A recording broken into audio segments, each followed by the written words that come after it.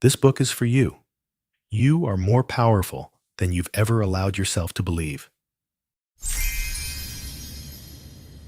One voice, one path. I remember. I return. Introduction. There was a time in my life when I didn't know what was real. I don't mean in some big, dramatic way, like I thought I was living in a simulation or anything like that.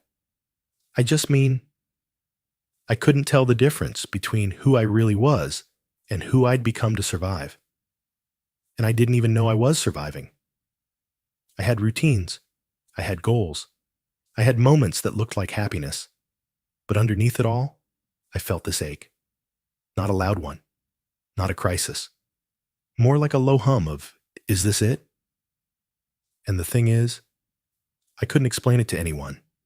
Not in a way that made sense. Because from the outside, my life looked fine. And parts of it were fine. But fine doesn't mean fulfilled. And I started to wonder, when did I stop listening to myself? When did I start calling that voice inside? The one that nudged me, that softened me, that reminded me of who I used to be. Too sensitive, too idealistic, too much. When did I stop trusting it? This isn't a story about enlightenment. It's not a formula or a 5-step process. This is a remembering of who I was before the world told me who to be, of what I knew before I learned how to doubt it, of the quiet, sacred voice within me that waited patiently for me to return. This isn't about becoming anything new. It's about finally hearing the voice that's been whispering beneath the noise your whole life. Not a teacher, not a guru, just you, the real you, the one who was never lost, just buried under layers of trying. And if you're here, maybe it's time for you to hear it again too. Let's begin. Chapter 1. The voice that isn't yours, but always was. There was a time in my life when I couldn't hear anything but noise. The kind of noise that lives inside your head. The constant measuring, doubting, planning, pleasing. It wasn't loud like yelling. It was worse. It was familiar. It sounded like me. I called it thinking. I called it being careful. I called it just being realistic. But looking back, I know what it really was. It was fear, disguised as my voice, and that voice had been with me for as long as I could remember. It told me to play it safe, to wait my turn, to lower my expectations so I wouldn't get hurt, to try to be what other people needed so they wouldn't leave. And I obeyed it. For years. Because I thought that voice was me. I thought self-doubt was humility. I thought overthinking was intelligence. I thought if I just fixed enough things about myself, I'd finally feel enough. But I didn't. No matter how hard I tried, I never reached that point where I could just breathe and be. I felt like a stranger in my own life. Always performing, always adjusting, never arriving. Until one day, I wrote something down I didn't fully understand. It came out of nowhere, like it had bypassed my brain. I am not this voice. I am something deeper. I read it again. I didn't know where it came from, but I knew it was true. That was the first time I heard something else. Something underneath the fear.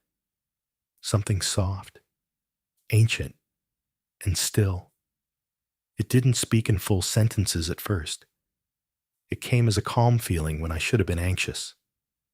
It came as a nudge to say no, when I was about to say yes out of habit. It came as a single sentence in the shower. You've always had me. And somehow, I knew. I wasn't talking to myself. Not the self I'd been trying to hold together. It was another part of me. A deeper self. A wiser self. A voice that didn't come from pain or programming. And for the first time in my life, I listen.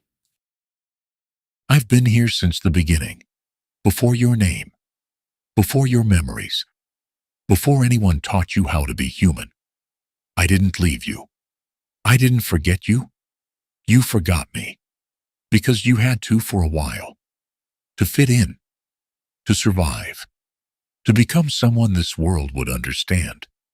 But now you're waking up again, and I'm still here, in the space between your thoughts, in the stillness you try to avoid, in the breath you forget to take.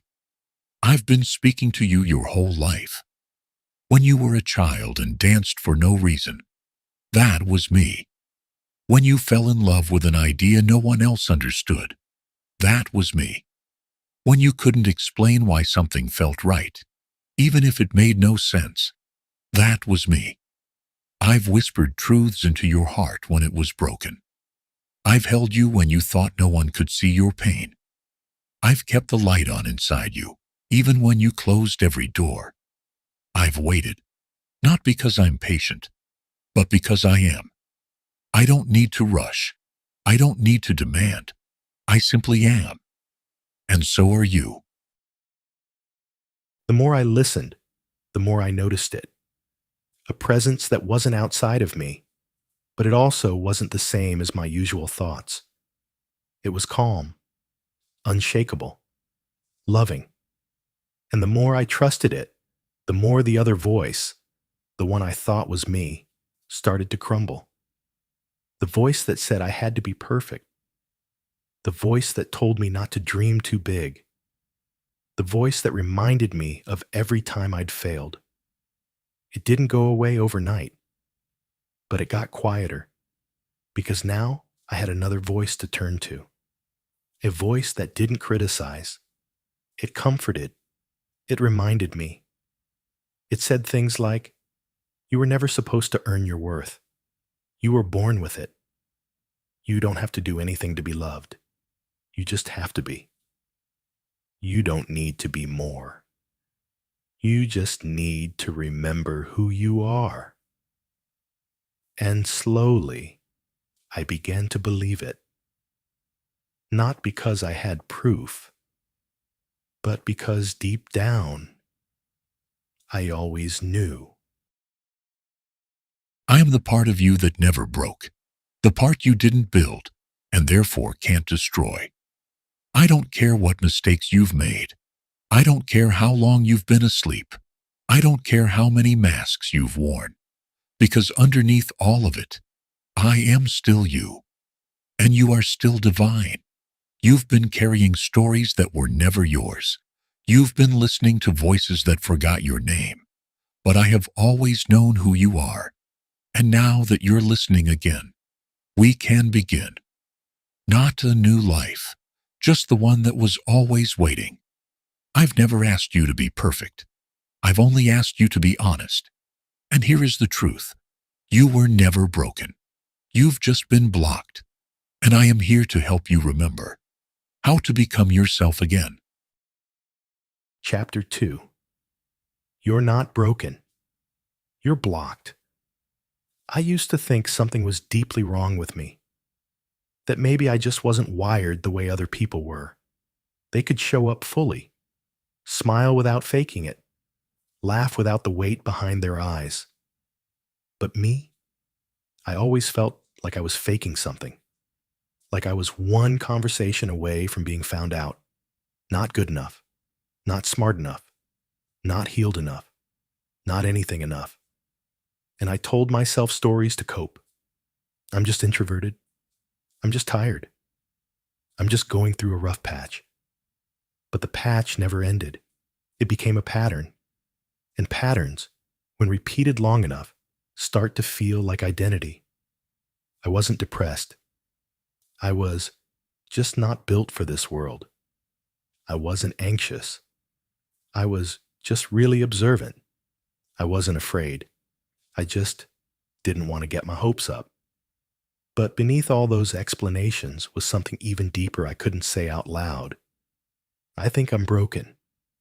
I think there's something wrong with me that I can't fix. I never told anyone that. Not directly. but I showed it.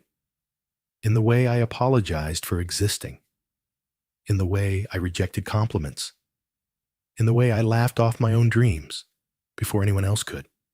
I was surviving, but barely. I had moments of light, of clarity, of joy, but they felt like accidents, not something I could trust. And then one day, during a moment of absolute stillness, I heard a voice inside me, not dramatic, not booming, just present. It said, You're not broken. You're blocked. at first I didn't understand, but then it hit me. Maybe all this pain, all this heaviness, all this numbness wasn't proof of failure. Maybe it was resistance. Maybe what I'd been calling my identity was just a series of walls I built to protect myself. And those walls had blocked more than just pain. They'd blocked truth, joy, connection, me. You were never broken, not even on your worst day. What you called brokenness was a distortion, a misalignment between who you really are and who you thought you had to be. The fear, the fatigue, the confusion, those weren't flaws. They were the pressure of life, trying to move through a system built to suppress it. You can't feel your power while you're holding your breath. You can't feel your truth when you've silenced your own voice. You can't walk in alignment when your whole life has been built to please what's misaligned. So, yes, you felt blocked because something sacred inside you was trying to emerge, and something scared inside you was trying to keep you safe. That's not failure. That's friction, and friction is where rebirth begins. That moment changed me, not in a flash of light, but in a shift of direction. I started noticing how much of my life was built around avoidance, avoiding rejection, avoiding discomfort, avoiding failure, disappointment, intimacy. And underneath all of that, I was avoiding myself. Because if I slowed down long enough to listen, I was afraid of what I'd hear. But the opposite happened. The more I listened, the more gentle it felt. This voice didn't say, get it together. It said, let go. It didn't say, fix yourself. It said, feel yourself. It didn't say, you've wasted too much time. It said, time isn't real. You're always on time with me. And that's when I realized the block wasn't some curse I had to break. It was a choice I kept unconsciously making to live outside of myself, to live by rules that weren't mine, to follow dreams that didn't belong to me, to chase love that didn't see me. And when I stopped, when I breathed, when I came back to the stillness, I found myself again. Not a better version, not a more spiritual version, just me, unfiltered, unpolished, and somehow more whole than I'd ever felt. The block is not permanent. It is only belief, a belief formed in pain, fed by repetition, and mistaken for truth. But truth doesn't hide. It waits. You don't have to shatter the block with effort. You only have to see it for what it is. A defense mechanism built by a version of you who was doing their best. Honor that version. Then gently release it. You don't need to fight your way back to wholeness. You don't need to earn your way back to love. You only need to remember, you aren't broken. You've just been holding your breath. And I am the breath you've been waiting to take. Chapter 3, Thought is Creation. And you've been creating backwards. There's something no one tells you about your thoughts. They don't just describe your life. They direct it. They don't just observe your world. They create it. But for the longest time, I thought my thoughts were just noise. They happened automatically, didn't they? Like background static, just part of being human. I'd wake up already in a narrative. I'd move through the day inside an invisible script. You're late. You're behind. You're not doing enough. They're probably disappointed in you. I never asked for these thoughts. I never invited them in. But they ran the show. Quietly, constantly, invisibly. I didn't question them. I obeyed them. I shaped my life around them, mistaking them for truth. And when things didn't work out, when I got rejected, when the job didn't happen, when the person I wanted didn't choose me, I told myself it was just reality. But I didn't realize my thoughts were shaping that reality. Not in some mystical, out there, far away sense, but in the most ordinary way. They influenced what I noticed, what I avoided, what I expected, and what I energetically allowed. Until one day, I wrote something again, something I didn't fully understand at the time. It said, "Your thoughts are prayers, and your attention is worship." And just like that, something shifted. I started to see how often I was unconsciously praying for what I didn't want. Creation does not begin with action. It begins with attention. What you attend to, you give energy. What you give energy, you give life. And what you give life becomes your world. Thought is not passive. It is the architect. And you, beloved, are not a victim of your life. You are its author. Every time you dwell on fear, you rehearse a future you don't want. Every time you replay your wounds, you renew the contract with your pain. Every time you tell yourself, "It never works out for me," the universe says, "As you believe, so it shall be." Not because you are being punished, but because you are that powerful. You were never meant to beg for better. You were meant to believe for better and become it. But you've been creating backwards. You've been waiting to see something before you'll believe it. But belief is not a reaction. It's a generator. Your outer world is not the cause. It's the result. Your thoughts come first. Then the evidence follows. Always. That realization hit me hard. I started tracking my inner dialogue, not to control it, but to understand the atmosphere I'd been living in without even noticing. And it was stormy. Most of my thoughts were defensive. Even when I was calm on the outside, inside I was rehearsing failure, preparing for betrayal, expecting to be disappointed. And somehow, I kept attracting exactly what I feared. Not because I was cursed, not because the universe was cruel, but because the energy I emitted was more honest than the smile I wore. I said I wanted love, but expected abandonment. I said I trusted, but feared I'd be let down. I said I believed, but lived like someone waiting for the other shoe to drop. And my world obeyed. It was never about blame. It was about awareness. Once I saw it clearly, I couldn't unsee it. I realized I had to start thinking from what I wanted, not about it. There's a big difference. Thinking about a dream often keeps it distant. Thinking from it, feeling it, embodying it, trusting it, is what brings it near. Stop rehearsing failure. Stop worshiping doubt. Stop making altars out of your worst-case scenarios. You are not meant to live in reaction. You are meant to live in remembrance. Remember who you are. Remember what you carry. Remember what I've been telling you all along. What you hold within becomes what you hold without. So hold peace. Hold clarity. Hold the vision of the life you ache for. Not someday. Now. Not to manipulate life, but to match it. You do not attract what you want. You attract what you are. And what you are is a creator. So be intentional with your thoughts. Not perfect, not obsessively positive, just aware. Catch yourself when the old thought comes in. Gently say, "That's not who I am anymore." and choose again. That is how you shift worlds. One thought, one return, one quiet yes at a time.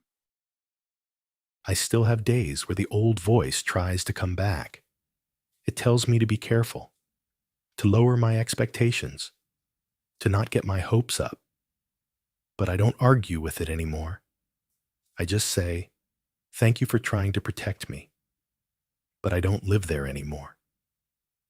Because now I know every thought is a seed. And I am always planting something. Now, I plant on purpose because thought is creation. And this time, I'm creating forward. Chapter 4, The Return. You are always the answer. At some point, we all go searching for healing, for answers, for peace. We chase the book, the teacher, the sign, the perfect moment. We scroll, we journal, we pray, we try, and try, and try, until we are exhausted, until even our searching becomes another mask, another performance of almost healed. That's where I was. I had done the meditations, written the affirmations, visualized, surrendered, waited, and still, something felt missing. Not everything, just something. I couldn't name it. I only knew that for all the work I had done on becoming, I still felt distant from myself. And then one day, in the quiet, no music, no incense, no spiritual checklist, I asked, what am I still missing? And I heard a voice, the same one that had been patiently walking with me all this time. It didn't give me a strategy. It gave me a sentence. You are not the seeker. You are the source. You've spent so long reaching for what you already are. You've mistaken the longing for lack.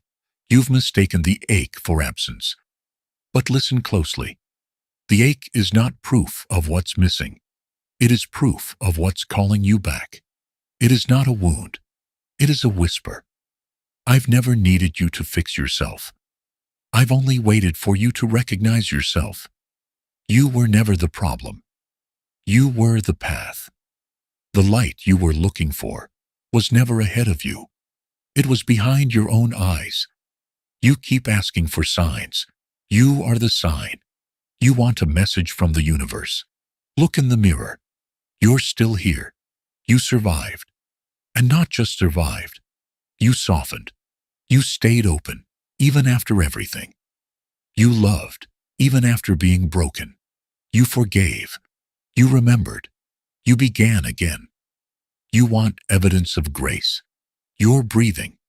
You want proof of a miracle. You are it. I sat with that, not as a mantra, but as a moment of truth. And something cracked inside me. Not in pain, but in release. All the places I had tried to heal, all the parts I had tried to change, all the past versions I tried to outrun. I saw them differently now. They weren't mistakes. They weren't setbacks.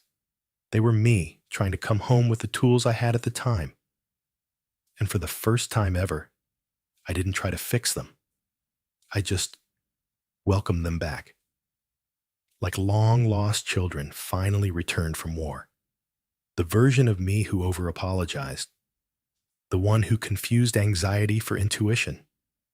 The one who begged to be chosen, not knowing they already were. I didn't shame them. I didn't upgrade them. I just held them. And I said what I always needed someone to say to me. You did your best. You can rest now. I've got it from here. This is the return, not a leap forward, a falling inward. This is the moment the seeker becomes the soul.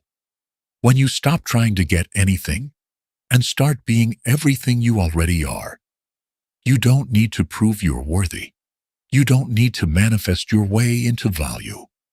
You don't need to earn your seat at the table of divinity. You are the table. You are the temple. You are the truth you've been searching for. When you stop running, when you stop fixing, When you stop comparing, you remember you've always been the answer, and your return to yourself is the only miracle I ever asked of you. I didn't become someone new. I didn't achieve enlightenment. I didn't wake up floating above my problems, but I returned to presence, returned to softness, returned to that quiet knowing beneath all the noise. And when I returned, life met me there. Not all at once, not in fireworks, but in the smallest ways. A feeling of peace where there used to be panic. A sense of timing where there used to be urgency. A sense of safety within myself. And I realized I was never waiting for the universe. The universe was waiting for me, not the fixed version, not the perfect version, just me, the one who remembers that I was never broken, just blocked. The one who sees that thought is creation and now creates with care. The one who knows that the voice I've been searching for outside was always whispering inside. And as I return, again and again, I finally understand. I was never meant to find the answer. I was always meant to be it. Chapter 5. I thought I had to heal everything first. There was a point where I believed healing was a race. Like if I could just fix enough, forgive enough, meditate enough, then I'd finally arrive. Arrive where, exactly? I wasn't sure. Just somewhere better. Somewhere less messy, less emotional, more peaceful, more high vibe. And so I treated myself like a project. I read all the books, listened to the podcasts, made peace with my inner child, then circled back to reparent her, just to be sure. I microanalyzed every reaction, every trigger, every dip in energy. It became a full-time job, this endless pursuit of being okay. And for a while, it looked like growth. But secretly, I was still trying to outrun something, still convinced that parts of me were unacceptable, still whispering to myself, we can't rest yet. We're not there yet. Just a little more healing. And then life, in its gentle but inconvenient way, gave me something I wasn't ready for. Something good. Something I had prayed for. But instead of feeling joy, I panicked. I felt like an imposter because I thought, I haven't healed enough to have this yet. You don't need to heal everything first. Healing is not a prerequisite for love. It's not a ticket you cash in to finally deserve good things. You are not a broken machine waiting for repair. You are a living soul in motion. There is no final version of you that earns joy. Joy is your birthright. You don't need to finish your healing to be held. You don't need to master peace to feel peace. You don't need to become a higher version of you to be worthy. You are already enough, not in some motivational quote way, in a very real, very now, very sacred way. Right here, right now, even in the middle of the work, even in the middle of the mess. When I heard that, really heard it, I cried. Not because I was sad, but because I realized how hard I had been on myself. Even my healing had become another version of self-rejection. I was waiting to become lovable, waiting to become safe, waiting to become calm enough, wise enough, healed enough, to finally rest, to finally let it in. But life doesn't wait for you to be perfect. It meets you in the middle of your chaos. And sometimes it hands you beauty while you're still bruised. And you have two choices: to push it away with your unworthiness, or to open the door and let it love you now. Stop disqualifying yourself from your own joy. You are not late. You are not unready. You are not too messy. You are sacred even in your unraveling. Stop trying to earn your healing. Start letting yourself receive Stop measuring your worth by how spiritual you sound or how unbothered you appear. Your softness is strength, your presence is power, and your permission to be fully loved while still unfolding is the doorway to everything you've been asking for. You don't have to heal to arrive. The arriving is what heals you. Chapter 6. Learning to let the good stay. I used to be really good at beginnings. I could feel the spark, the excitement, the possibility, new friendship, new opportunity, new love. I'd let it in, at least at first. But as soon as something felt too good, I'd start looking for the exit. I wouldn't always leave, but I'd start pulling back, emotionally, energetically, quietly. I'd stop texting first. I'd overthink what I said. I'd assume they were going to leave, so I'd prepare by stepping away first. It's strange, because I craved closeness. But when it came, I didn't know how to trust it. Not because anything bad had happened, but because it wasn't familiar. We don't always reject love because it feels wrong. Sometimes we reject it because it feels new. And what is new feels unsafe when you've lived inside old stories too long. You learn to survive on scraps of affection. You learn to read silence like it was your responsibility. You learn to anticipate disappointment before it arrived. So when love finally knocks, gently, sincerely, you brace for the fall. Not because it's falling, but because you always did. And that pattern became a comfort. But love, true love, will make you uncomfortable because it doesn't match your pain. It heals it. And healing feels unfamiliar until it doesn't. It's strange what you start to notice when the good arrives. At first, I couldn't even receive a compliment without deflecting it. Thanks, but I still have a lot of work to do. Appreciate it, but it was just luck. I'm okay, just tired.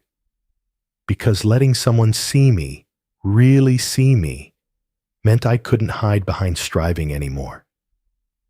There's a vulnerability in being witnessed without performance, and for a while that felt scarier than rejection.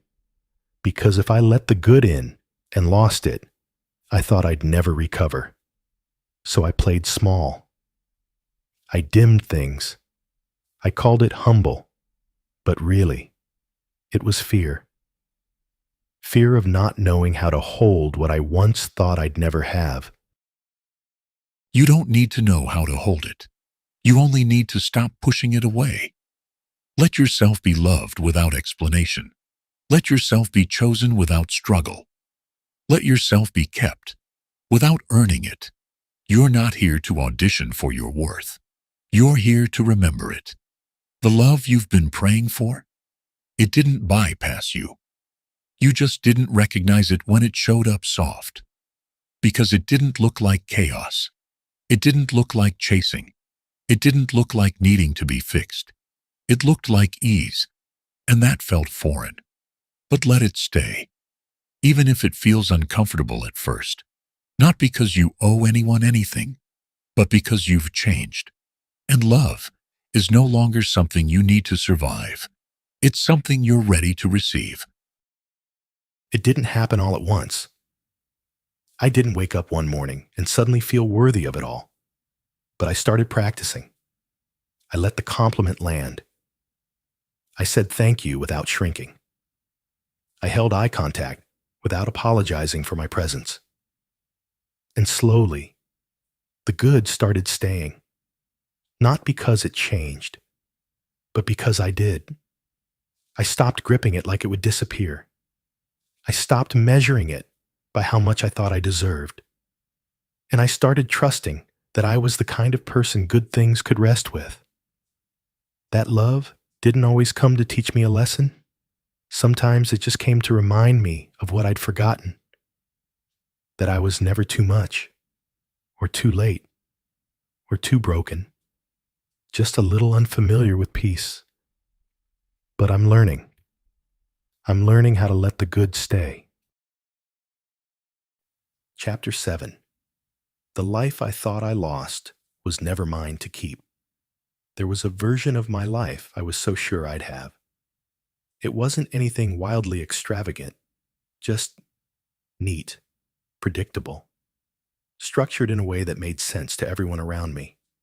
A timeline with milestones, a job that felt safe, a relationship that looked good on paper, a personality that didn't take up too much space.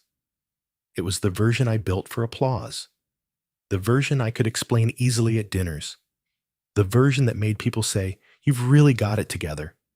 And I wore it like a tailored outfit, not because it fit, but because it hid what didn't. But the truth is, I lost that life, piece by piece.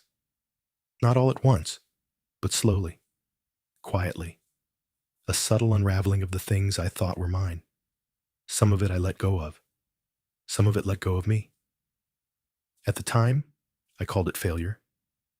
Now I call it grace. Because the life I thought I lost was never mine to keep. You didn't lose what was meant for you. You lost what was too small for you. What was built on fear instead of freedom. What was shaped by shoulds instead of soul. I didn't take anything from you to punish you. I cleared the space for who you really are.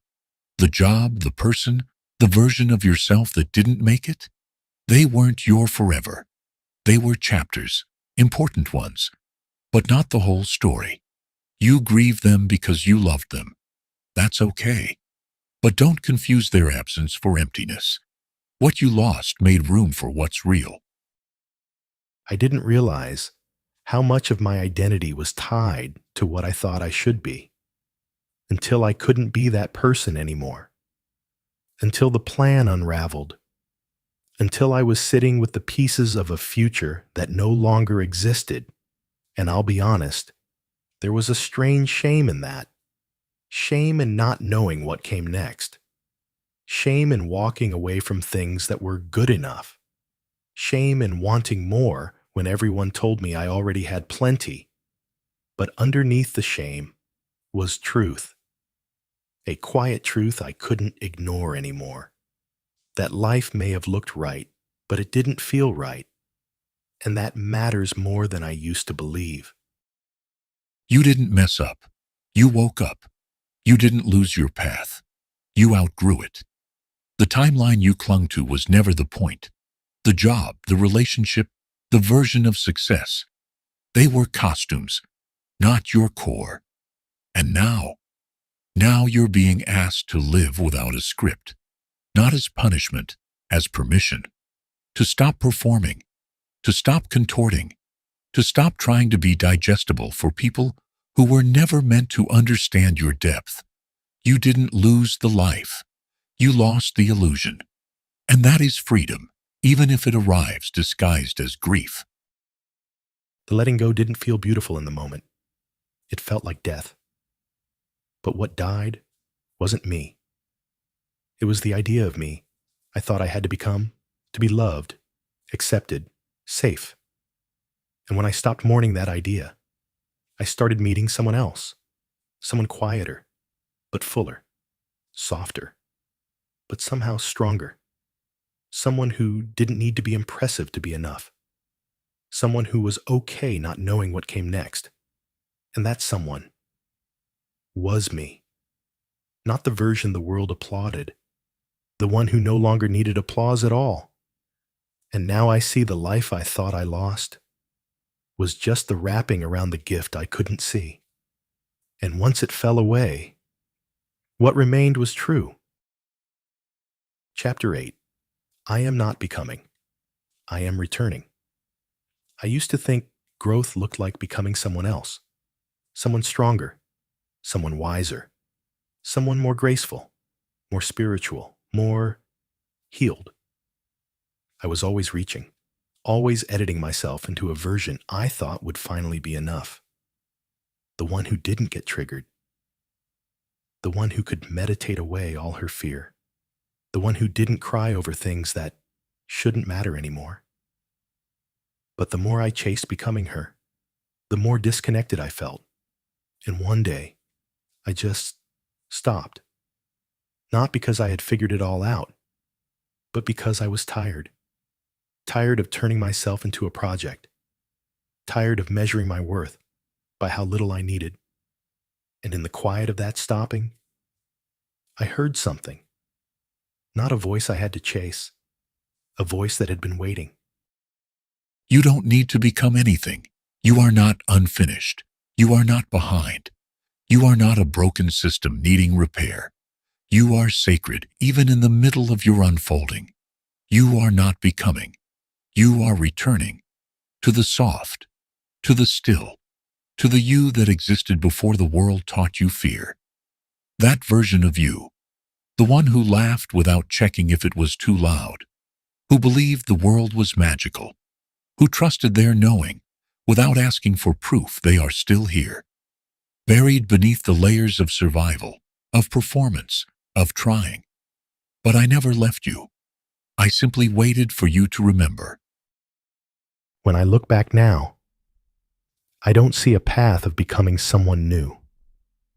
I see a slow, beautiful return to the boy who didn't second-guess his joy, to the man who let himself want more, to the soul who always knew his worth was never up for debate.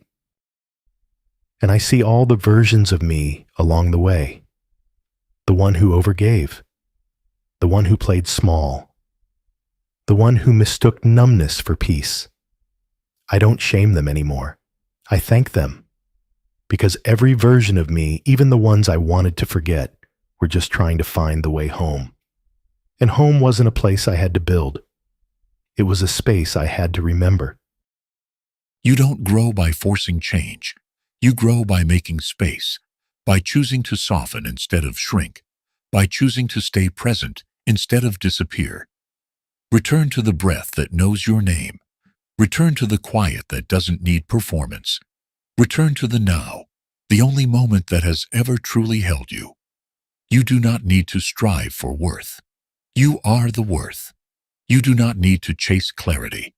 You are the clarity. You do not need to earn arrival. You are already here. You are not becoming. You are remembering. You are returning. This journey didn't give me the answers I thought I wanted. It gave me something deeper. A sense of wholeness I didn't know I could feel, even with unanswered questions. Even with days that still hurt. Even with parts of me still healing. It gave me the ability to sit with myself without needing to fix, improve, or escape. And that is the miracle. That I could look in the mirror and see someone who isn't finished but is finally free. Because I'm not becoming anymore. I am returning to the me that always was. To the truth that always is. To the voice that never left.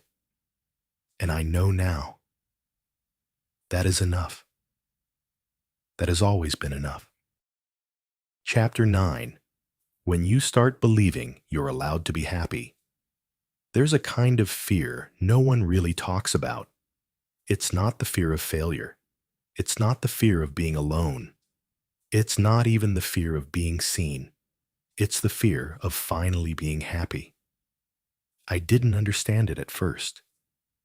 Why I'd pull back just when things started going well. Why I couldn't fully relax, even in peace. Why I'd wait for the other shoe to drop, even when there wasn't a shoe in sight. It's like I had been bracing for impact my whole life. And when life didn't fall apart, I'd start to unravel anyway. Because I didn't know how to feel safe in joy. I didn't know how to trust ease. I didn't know how to let the good stay. Do you know how brave it is to stop expecting pain? Do you know how sacred it is to feel peace and not sabotage it? You've been conditioned to equate chaos with normal, to think that if it's not hard, it can't be real, to believe that joy is a trick, something that will be taken away the moment you let your guard down. But what if joy isn't the lie? What if the lie is that you have to suffer to be worthy? What if peace isn't temporary, but your original state? What if the good things you keep pushing away are trying to teach you how to receive again? I realized something one afternoon while doing nothing special. I was sitting in the sun, coffee in hand, no plans, no noise, just warmth, just breathe. And for a split second, I felt content. But right behind it came the thought, this won't last. It was so fast, so automatic, like a reflex. I almost didn't catch it. But that day, instead of tightening, I asked myself, why am I afraid to feel okay? And the answer was simple. Because I didn't think I was allowed. Somewhere along the way, I made a quiet vow to not get too comfortable, to not dream too big, to not be too hopeful. Not because I didn't want joy, but because I thought it would hurt more to lose it. So I chose familiar pain over unfamiliar happiness. You are allowed to be happy. You are allowed to feel good without apologizing. You are allowed to relax your shoulders, unclench your jaw, exhale fully. You are allowed to stop performing, stop pleasing, stop proving. You are allowed to enjoy your life without waiting for it to collapse.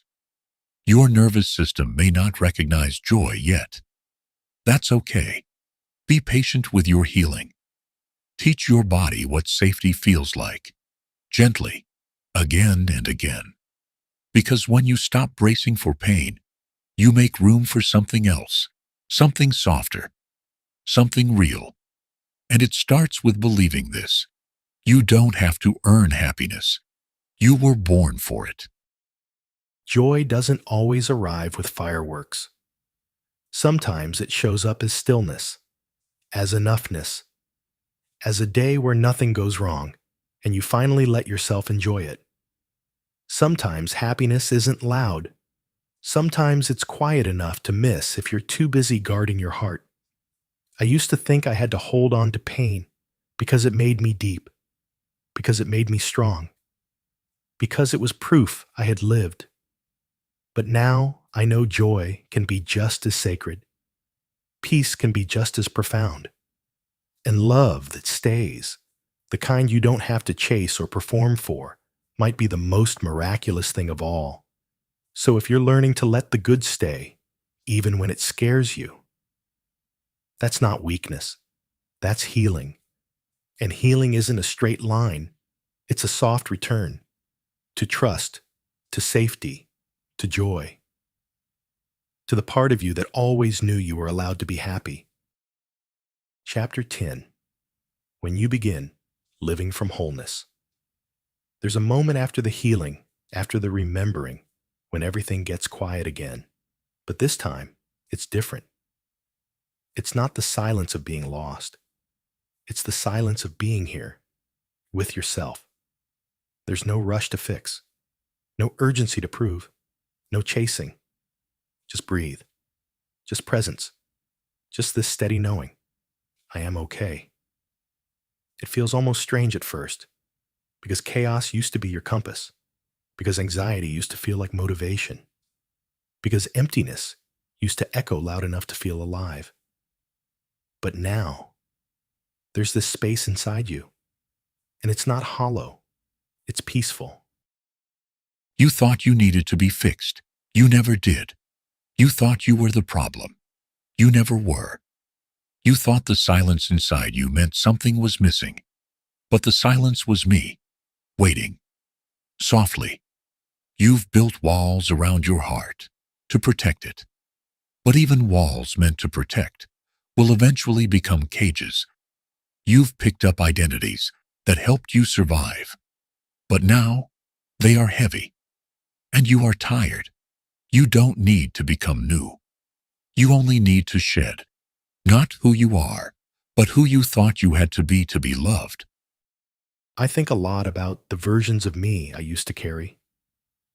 The one who said yes when he meant no. The one who performed joy so well, he fooled even himself. The one who mistook being quiet for being safe. I don't hate him anymore. I hold him. Because he kept me alive in places I didn't feel safe being real. Because he did the best he could with what he knew. Because he carried a soul too big to be boxed in. And when I began letting him rest, not erase him, not punish him, just let him rest, that's when I started to hear myself again. That's when I realized I was never broken. I was just tired of holding versions of me that weren't mine. You are not your shame. You are not your trauma. You are not your silence, your mistakes, or the stories others placed on you. You are the breath beneath it all. You are the light beneath the layers. You are the presence that never left. And now, it's time. Time to unlearn the fear. Time to loosen the mask. Time to come back. Fully, softly, bravely. Let yourself emerge. Not into someone new, but into someone true.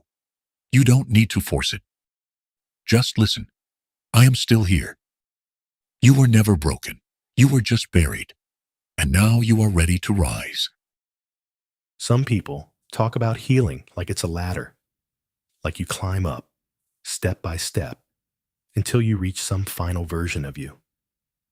But for me, it felt more like excavation, like gently brushing away the dust, until I found what was always there. Not a new self, just a real one. And maybe that's what this whole journey has been, a return to the you who never needed to be anything but exactly what you are now. Software strong, still here, still whole, still worthy. And finally, seen. You were the voice all along. If there's one thing I hope you remember from this journey, it's that you don't have to go anywhere to return to yourself. You don't need to earn clarity. You don't need to perfect your past. You don't need to rush into becoming someone else. Because beneath everything you thought you had to fix, there's a self that never broke. A self that always knew. A self that waited quietly behind the noise. A self that didn't need to be louder, just heard. This voice, this knowing, this peace that doesn't demand anything from you, it's not outside of you. It's not in a teacher or a technique or a timeline. It's you. You were the voice all along. And now that you've remembered, you don't need to chase anything. You don't need to prove anything. Just listen. The answers are quieter now, but they've always been yours.